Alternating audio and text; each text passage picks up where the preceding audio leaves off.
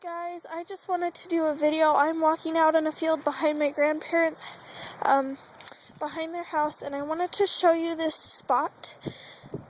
You might wonder why I'm having you look at a piece of, a ground of dirt, I guess a piece of dirt, I don't know what you want to call this, and a rock. On Monday it'll be 2 weeks. 2 weeks ago I had to have my cat put down. He wasn't feeling good for quite a while, and he would off and on throw up. From about the middle of September, he started throwing up foam every once in a while, and, I wondered what was going on, and my mom did as well. And then there was a point where some of the ways he was throwing up, he would throw up food, and then he would vomit foam.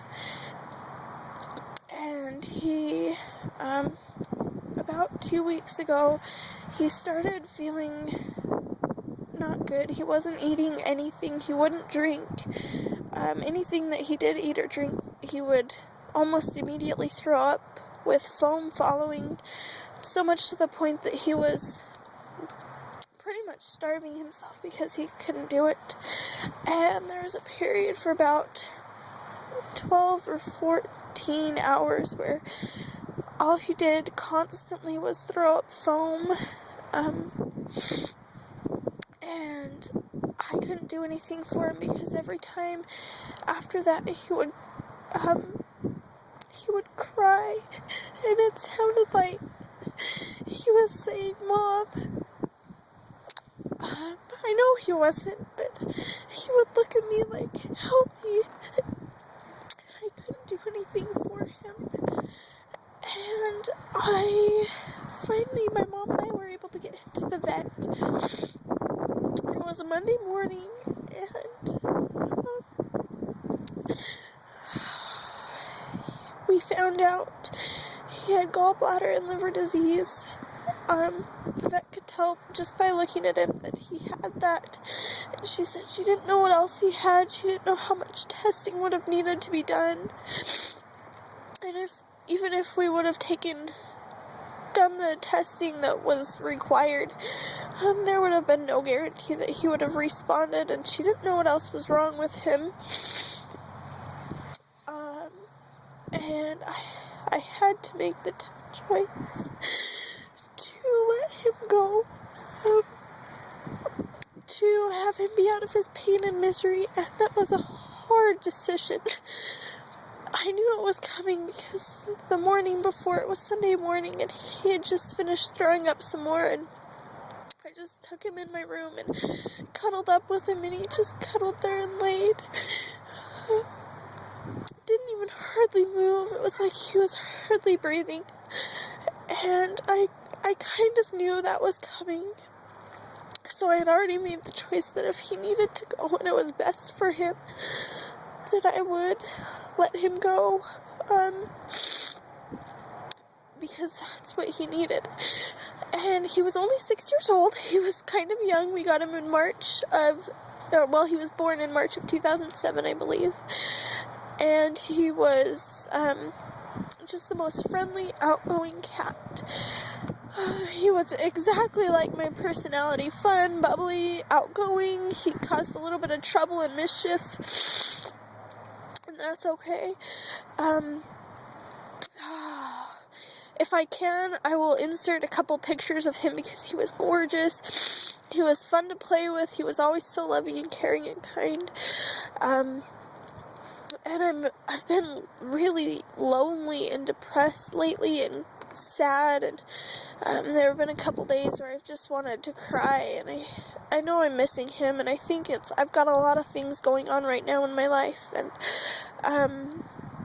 worried about a lot of things, needing to take care of a lot of things, but I just wanted to let you guys know I am LDS, so I know he's in heaven, and I know someday I'll see him again, but that doesn't make it any easier now.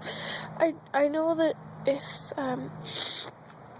people are going through a lot of hard issues with losing children or losing parents or their family, related somehow, or friends, or pets, or anyone else.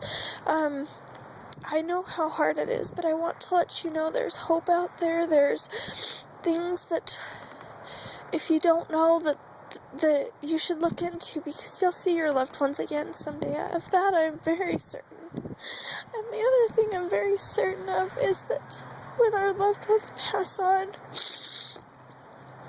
that they get to be with us in our moments that we have hard times, or sad, or we just need someone. I felt my cat with me. I know that might sound strange, but I felt him with me a couple times when I felt like I was utterly alone. And when I wanted to cry, and I could just kind of feel him with me saying, "It's okay, Mom." And I want to say also about why it was a little bit easier for me to make that decision. So I talked about how he was snuggling me that Sunday morning, but also while we were at the vet, and he was up on the counter. He'd lost like 11 pounds in about a half a month, maybe 3/4 of a month. So he'd lost quite a bit of weight very fast, and he wasn't doing very good. But he was on the counter, and I was kneeling beside him, and I was looking in his eyes, and he looked in mine, and it kind of was like he was saying, "It's okay to let me go. I'm gonna go into a better spot, a better place." And he nudged me. I had a hat on that day, and he nudged it up a little and put his head against mine and rubbed a little bit and purred like he was saying goodbye and "I love you." And then the vet came in and asked what we had decided, and I couldn't stand to see him in any more pain. I couldn't say it, my mom had to. But that was a hard day.